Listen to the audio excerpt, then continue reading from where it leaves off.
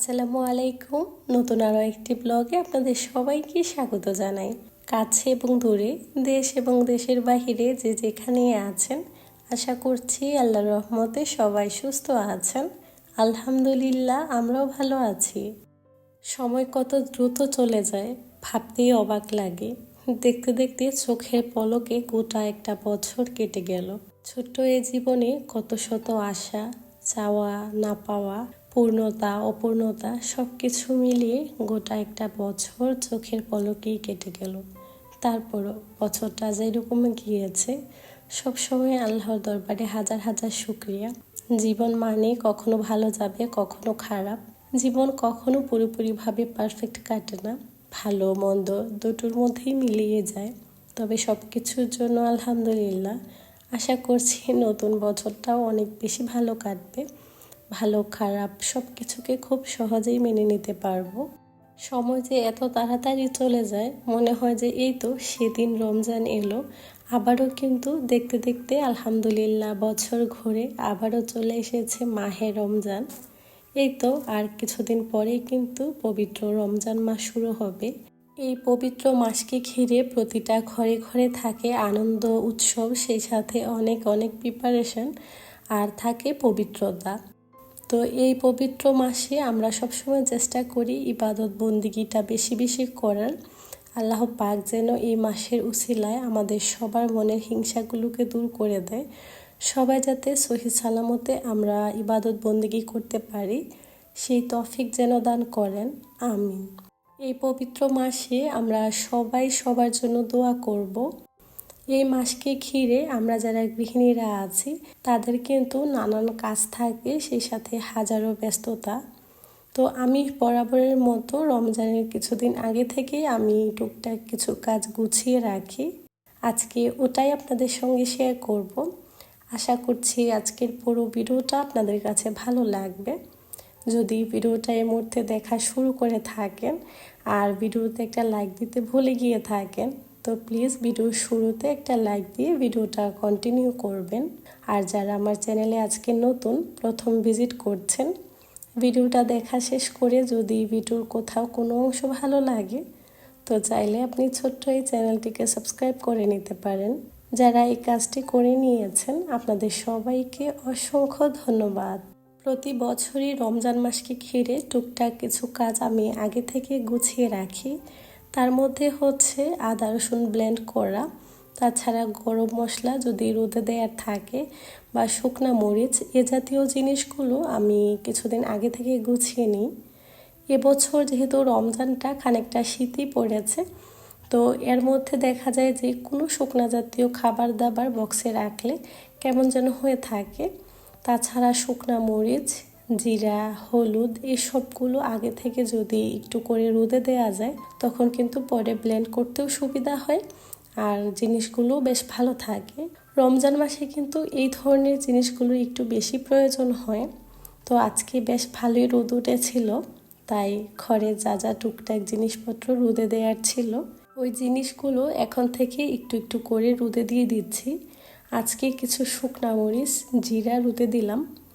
বেশ কিছুদিন আগে আমি জিরা ব্লেন্ড করে নিয়েছিলাম হালকা একটু ভেজে। আপাতত যেহেতু আমার জিরার গুঁড়া লাগছে না, যার কারণে আমি একটু করে রোদে দিয়ে রাখছি, যাতে পরে আমি যে কোনো খাবারে সহজে ব্যবহার করতে পারি। এখন দেখা যায় কি যত দিন বাড়ছে ঠান্ডার পরিমাণটাও বাড়ছে, সেই সাথে রোদ তো একদমই উঠছে না। তো এখন থেকে যদি একটু একটু করে কাজগুলো গুছিয়ে নেওয়া যায়, তখন কিন্তু কাজটাও যেমন সহজ হয়ে যায়, একসাথে অনেকগুলো কাজ করে হাঁপিয়ে উঠতে হয় না, অল্প সময়ের মধ্যে কাজগুলো গুছিয়ে নেওয়া যায়। তো এবছর দেখা যায় আগে থেকেই টুকটাক করে আমি কাজগুলো গোছানো শুরু করে দিয়েছি। রমজান মাসের প্রধান একটা খাবার হচ্ছে ছোলা বোনা। যখনই ছোলা বোনা করি একটু খানিকটা গরম মশলা দিলে খেতেও ভালো লাগে, সেই সাথে স্মেলটাও অনেক বেশি ভালো লাগে। তো সেজন্য প্রতিবারই আমি একটু ভিন্নভাবে গরম মশলা তৈরি করে থাকি।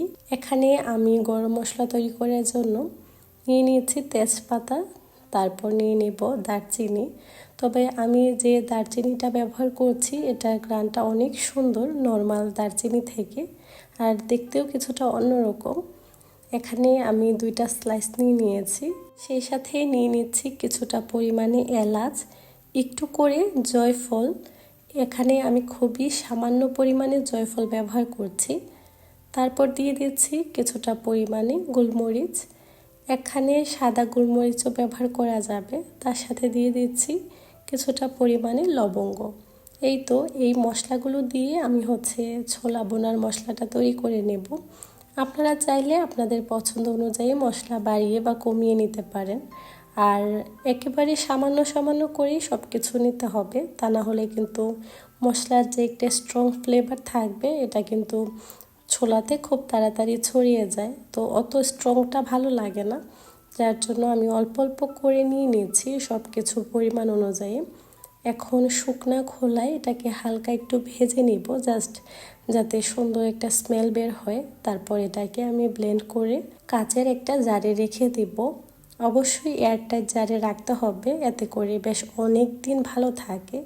আর এখানে আমি গরম মশলা আগে থেকে বানিয়ে রেখেছিলাম, যার কারণে এখন আপাতত আমার লাগবে না। তো কিছুদিন পর যখন প্রয়োজন হয় আমি তখন বানিয়ে নিব। এখানে আমি কিছু পরিমাণে আদা রসুন ছিলে নিয়েছি। গতকাল রাতে খাওয়া দাওয়া করার পর হাতে বেশ খানিকটা সময় ছিল, বাচ্চারাও ফ্রি ছিল, তাই রসুনগুলো একটু করে ছিলে বাচ্চাদেরকে দিয়ে দিয়েছিলাম, যাতে ওরা বসে বসে খোসাটা উঠিয়ে নেয়। আর আমি এখানে আদাগুলোকে ছিলে নিয়েছি।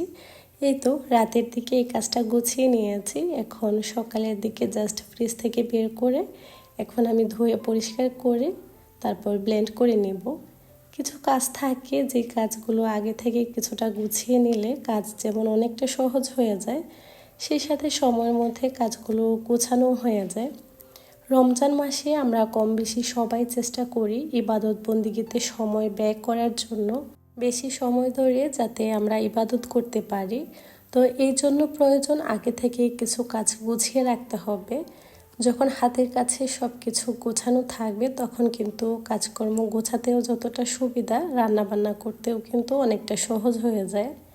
রোজার দিনে তো কম বেশি সবার বাসায় ভাজা পোড়া খাওয়া হয়, সেই সাথে নানান রকমের মশলাদার খাবার। তো সব ধরনের মশলা যদি হাতের কাছে গোছানো থাকে তখন কিন্তু যে কোনো রান্নাবান্নার কাজ অনেক সহজ হয়ে যায়, আর সাথে মজার মজার রান্নাও কিন্তু করে নেওয়া যায়। এখানে আমি আদাগুলো ছিলে রেখেছিলাম, এগুলোকে এখন ছোট টুকরো করে নিচ্ছি। যে রসুনগুলো সাইজে কিছুটা বড় ছিল ওই গোটা রসুনগুলোকে মাঝখান থেকে একটু করে কেটে দিচ্ছি, যাতে ব্লেন্ড করতে সুবিধা হয়। এতে করে খুব সহজেই কিন্তু এগুলো ব্লেন্ড হয়ে যাবে। এই তো রসুনগুলোকে মাঝখান থেকে একটু কেটে নিলাম। আর এগুলো যেহেতু আমি প্রথমে ধুয়ে পরিষ্কার করে নিয়েছি, তারপর আর এগুলো আমার ধুতে হবে না। এখন জাস্ট কেটে আমি ব্লেন্ড করে নিব। আর ব্লেন্ড করার সময় আমি একটু সয়াবিন তেলও এর মধ্যে দিয়ে দিব, আর সামান্য একটু হলুদ। এতে করে না বেশ অনেক দিন আদা রসুনের পেস্টটা ভালো থাকে। আর এভাবে আমি শুধু রমজান মাস না, পুরো বছর জুড়েই আমি আদা রসুন এভাবে ব্লেন্ড করে রাখি। 2 থেকে 3 মাসের মতো অনায়াসে ভালো থাকে। আর সবসময় কিন্তু এই ধরনের কাজগুলো করা সম্ভব হয়ে ওঠে না, যে একেবারে ফ্রেশ কেটে বেছে তারপর রান্না করব। এতে করে এই কাজগুলো করতে সময়ের পরিমাণটা যেমন বেশি লাগে, সেই সাথে প্রতিবার ব্লেন্ড করা এটা কিন্তু অনেকটা ঝামেলার কাজ, যার কারণে আগে থেকে এই কাজটা আমি গুছিয়ে নিয়েছি। তাছাড়া রমজানের শুরুতে ঘরের কিন্তু ক্লিনিংয়ের অনেক কাজ থাকে, সেই সাথে ঘর গোছানো, সাজানো, আরও হাজারো কাজ। সব কিছু একসাথে গোছাতে গেলে নিজে যেমন হাঁপিয়ে যাব, সেই সাথে কাজগুলো করতেও তেমন একটা ভালো লাগবে না।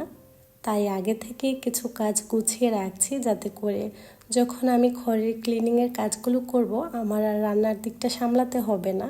সব ধরনের মশলা সেই সাথে যা যা প্রয়োজন টুকটাক করে আমি একটু একটু করে গুছিয়ে নিচ্ছি। এভাবে করে আগে থেকে কিছুটা কাজ গুছিয়ে নিলে কাজগুলো অনেকটা সহজ হয়ে যায়। আর একসাথে কাজগুলো গুছাতে গেলে তখন কিন্তু বেশ ক্লান্ত লাগে, সেই সাথে সব কাজ একসাথে করা সম্ভব হয়ে ওঠে না।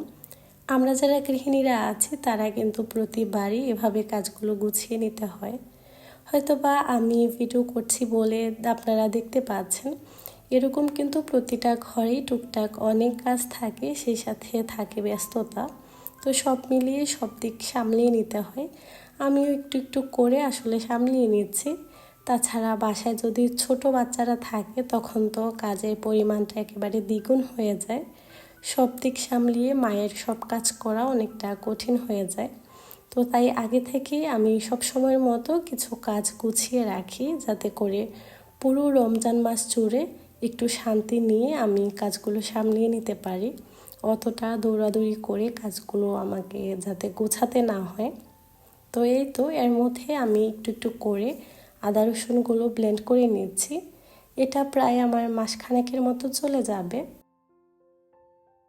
আজকে যখন ভিডিওটা এডিট করছিলাম অনেকটা সময় লাগছিল, কারণ ভিডিওগুলো একটু বড় হলে এডিট করতেও যেমন অসুবিধা, সেই সাথে অনেকটা সময় লাগে। যেহেতু একটু একটু করে সারাদিনের কাজকর্মগুলো শেয়ার করছি, যার কারণে বর্তমানে যে ভিডিওগুলো ছাড়ছি তার তুলনায় বেশ অনেকটাই বড় হয়ে গিয়েছে। তারপর আশা করছি আমার আপু ভাইয়ারা ভিডিওটা দেখে নেবেন। সেই সাথে অবশ্যই আপনাদের মূল্যবান মতামত আমাকে কমেন্ট করে জানাবেন। আসলে আমিও শিখছি, সময়ের সাথে সাথে অনেক কিছুই জানছি। একটা মানুষ কখনো সব দিক থেকে পারফেক্ট হয় না, বা যতই চেষ্টা করুক না কেন হতে পারে না। আমার মধ্যেও হাজারো ভুল ত্রুটি, হাজারো ভুল আছে।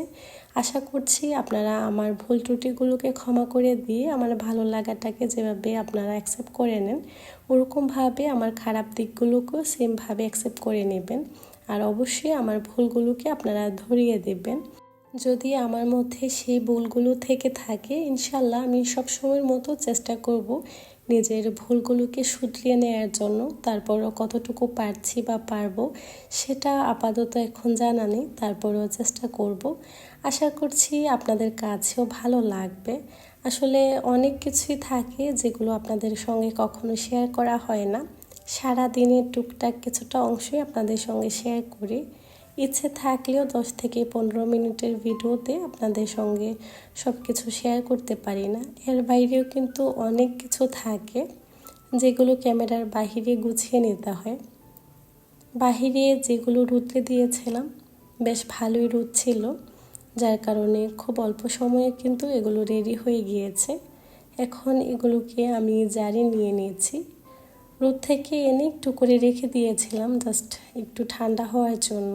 এখন কাচের জারগুলোতে রেখে দিচ্ছি, এতে করে বেশ অনেক দিন এগুলো ভালো থাকবে। এগুলো সংসারের ছোটোখাটো কাজ হলেও কিন্তু এগুলোর অবদান অনেক বেশি। শুধুমাত্র এটা একটা গৃহিণী ভালো করে বুঝবে, বা আমার কথাটার সঙ্গে সে খুব ভালো করে বুঝতে পারবে। তো এই কাজগুলো যদি গুছানো থাকে রান্না করতেও যেমন সুবিধা। এই কাজগুলো যদি আগে থেকে কিছুটা গোছানো থাকে, এই কাজগুলোতে একটা গৃহিণীর অনেকটাই স্বস্তি থাকে। রান্নার সময় যেমন ঝামেলা হয় না, তাছাড়া হাতের কাছে প্রতিটা জিনিস গোছানো থাকে। এতে করে রান্না করতেও কিন্তু বেশ ভালো লাগে। আগে থেকে অগোছালো থাকলে রান্না করতেও ভালো লাগে না, সেই সাথে দেখতেও যে কেমন যেন লাগে। তো তার জন্যই আগে থেকে গুছিয়ে রাখলাম। আশা করছি বাকি দিনগুলো ইনশাল্লাহ অনেকটাই সহজ হয়ে যাবে, সেই আশাই রাখছি। যাই হোক, সারাদিন তো অনেক কাজকর্মই করলাম, রান্নাবান্না তো আর করিনি। তাই সন্ধ্যার পর চলে এসেছি সোজা রান্নাঘরে রান্না করব বলে। আজকে আর তেমন কিছু ঝামেলা করতে একদমই ইচ্ছে করছে না, তাই ঝটপট এখানে মটরশুঁটি দিয়ে পোলাও রান্না করে নিচ্ছি। বেশ কিছুদিন আগে মার্কেট থেকে এগুলো এনেছিলাম, খাওয়া হয়নি, তাই কিছু ছিল বলে এই তো পোলাওয়ের সাথে দিয়ে দিয়েছি। আর খুবই অল্প সময়ের মধ্যে কিন্তু পোলাওটা রান্নাও হয়ে যায়, তেমন একটা ঝামেলা হয় না। একটু ভেজে পানি দিয়ে বসিয়ে দিলেই খুব অল্প সময়ের মধ্যে রেডি হয়ে যায়। অন্যদিকে আমি একটু মুরগির মাংস রান্না করে নিয়েছি, যাতে করে পোলাও দিয়ে সবাই খেতে পারে। এই খাবারগুলো রান্না করতে তেমন একটা সময় লাগে না, খুবই অল্প সময়ের মধ্যে হয়ে যায়। আর গোছগাছের কাজটাও কিন্তু অনেকটা কম থাকে, কোটা বাছাও তেমন একটা করতে হয় না। তো ঝটপট এখানে আমার রান্নাও হয়ে গিয়েছে। তো আজকে জুনায়েদ তো বেশ খুশি ছিল, ওর পছন্দের রান্না করেছি। আর যখনই আমি মুরগির মাংস বা গরুর মাংস যেটাই রান্না করি না কেন, ওখানে সব সময় আমাকে আলু দিতে হয়, কারণ জুনায়েদ আলুটা খেতে অনেক পছন্দ করে। আর আমারও খুব ভালো লাগে মাংসতে যদি একটু আলু দিই।